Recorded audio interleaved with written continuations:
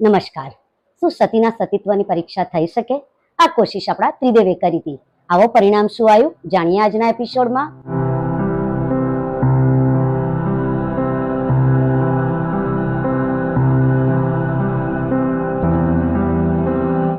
અનસૂયા માતા અને અત્રિ ઋષિ. અત્રિ ઋષિના પત્ની હતા અનસૂયા માતા. આજે આપણે એમની વાત કરવાની છે. કહેવામાં આવે છે કે સવારમાં આપણે 7 પતિનું સ્મરણ કરવું જોઈએ. એમાંથી એક છે અત્રિ ઋષિના પત્ની અનસૂયા માતા. આપણે સવારમાં એમનું સ્મરણ કરવું જોઈએ. અનસૂયા માતાના સતીત્વ પર આજે આપણે વાત કરીશું. ઋષિ અને માતાજી નર્મદા કિનારે સુંદર આશ્રમ બાંધી અને રહેતા હતા અને પોતાના ધર્મનું પાલન કરતા હતા. ગૃહસ્થ ધર્મનું કોઈ પણ પાલન ના થાય એ લોકો એવું બનતું ન હતું એમના રાજમાં. માતા અને ઋષિ સંધ્યા કરતા હતા, ત્રિકાળ સંધ્યા, શિષ્યોને ભણાવવાનું કામ, અતિથિનો સત્કાર, તમામ કાર્ય કરતા હતા. સમાજને લગતા દરેક કાર્યમાં એ લોકો આગળ રહેતા હતા. માતા અનસૂયાનો તો ધર્મ જ હતો પતિની સેવા કરવી, પતિની આજ્ઞાનું પાલન કરવું, પતિને કોઈ પણ રીતની તકલીફ ના પડે એનું ધ્યાન રાખવું. પતિ એ જ એમની જિંદગી, પતિ એ જ એમના પ્રાણ. આવી રીતે માતા અનસૂયા જેવા કોઈ સતી હતા નહીં. માતાની ખ્યાતિ ચારે બાજુ પ્રસરવા લાગી કે અનસૂયા જેવા કોઈ સતી નથી, અનસૂયા જેવા કોઈ સતી નથી. આ વાત થતા થતા દેવલોકમાં પણ પહોંચી અને આપણા ત્રિદેવ પાસે આ વાત પહોંચી, આપણી 3 દેવીઓ પાસે આ વાત પહોંચી.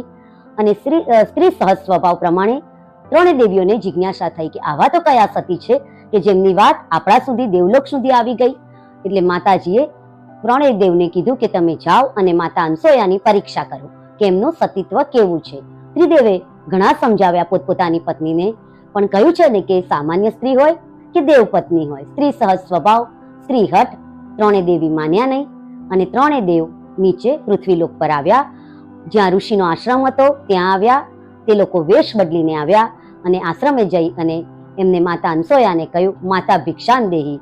માતાએ કીધું, હું તમને થોડીક જ વારમાં ભોજન આપું છું. માતા ફળ ફળાદી જે કંઈ ઘરમાં હતું તે લઈ, આશ્રમમાં હતું તે લઈ અને આવ્યા અને ત્રિદેવને અર્પણ કર્યું. ત્રિદેવે એનો સ્વીકાર કરવાની ના પાડી કે માતા અમને આ રીતેની ભિક્ષા નથી જોઈતી. તમારે અમને ભિક્ષા આપવી હોય, તમારે અમારી ભૂખ સંતોષવી હોય તો તમે નિવસ્ત્ર થઈને અમને ભિક્ષા આપો. માતાજી તો સંકટમાં પડી ગયા, કારણ કે જો ભિક્ષા નથી આપતા તો એમના આગળેથી અતિથિ નારાજ થઈને જાય છે અને કહ્યું છે કે આગળેથી અતિથિનું નારાજ થઈને જવું યાને ઘરમાંથી શાંતિ અને લક્ષ્મીનું નારાજ થવું. એટલે માતા અતિથિને ભૂખ્યા જવા દેવા માંગતા ન હતા. હવે શું કરવું? માતાએ પોતાના મનમાં વિચાર કર્યો. પછી પતિની આજ્ઞા લઈ પોતાના હાથમાં થોડુંક જળ લઈ અને પતિનું સ્મરણ કરી અને 3 દેવ પર એનો છંટકાવ કર્યો અને એમના સતીત્વના લીધે 3 દેવ નાના બાળક જેવા થઈ ગયા. માતાએ પછી પોતાના સ્તનપાન કરાવ્યું 3 દેવને, પોતાનું દૂધ પીવડાવ્યું અને ભૂખ સંતોષી અને 3ને પારણામાં ઝુલાવી દીધા અને માતા પોતાના કામમાં મગ્ન થઈ ગયા. ઘણો સમય થયો પણ ત્રિદેવ પાછા ફર્યા નહીં. એટલે 3 દેવીને બ્રહ્માણી, રુદ્રાણી અને લક્ષ્મીજીને ચિંતા થઈ કે ત્રિદેવ ગયા તો ગયા ક્યાં.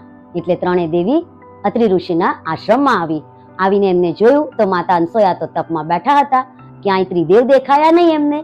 એટલે એમને માતાને એમના વિશે પૂછા કરી કે અમારા ત્રિદેવ આપની પરીક્ષા કરવા માટે આવ્યા હતા, માતા તે ક્યાં છે?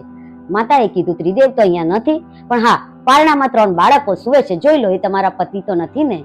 પોતાની ભૂલ બ્રહ્માણી, રુદ્રાણી અને લક્ષ્મીજીને સમજાવી ગઈ કે સતી અનસૂયા જેવા કોઈ સતી થયા નથી અને થશે પણ નહીં. 3 દેવીએ માતાજી પાસે ક્ષમા યાચના કરી, માફી માંગી અને પોતાના પતિને પરત કરવાનું કહ્યું. માતાજીએ ફરી પોતાના હાથમાં જળ લઈ ત્રિદેવ પર છંટકાવ કર્યો અને પોતાના અસલ સ્વરૂપમાં ત્રિદેવ આવી ગયા. ત્રિદેવે અનસૂયા માતાને વરદાન માંગવાનું કહ્યું કે તમારે જે ઈચ્છિત વરદાન હોય તે તમે અમારી પાસે માંગો. માતાએ કીધું, તમારા જેવો મને પુત્ર થાય. અને એ પુત્ર એ જ આપણા દત્તાત્રેય ભગવાન, જે બ્રહ્મા, વિષ્ણુ અને મહેશનું સ્વરૂપ છે, જે અત્રિ અને અનસૂયાના ઘરે પ્રગટ્યા. હવે આ તો મેં તમને જણાવી દીધું કે 7 સતીમાંથી એક સતી તે માતા અનસૂયા, અત્રિ પત્ની અનસૂયા. બાકીના કોણ 6 પત્ની છે એ આજની કમેન્ટમાં તમારે મને ચોક્કસથી જણાવવાનું છે કે કોને કોને ખબર છે કે બાકીના કોણ 6 સતી છે. તમે ચોક્કસથી કોશિશ કરજો, નહીં તો હું તમને નેક્સ્ટ એપિસોડમાં એનો જવાબ ચોક્કસથી આપીશ. મારી ચેનલ તમને કેવી લાગે છે, મારી વાર્તા તમને કેવી લાગે છે એ તમે મને કહેવાનું ભૂલશો નહીં. મારી ચેનલને સબસ્ક્રાઇબ કરજો અને હા, બેલ આઇકોન તો તમે દબાવશો જ. નમસ્કાર, ફરીથી મળીશું.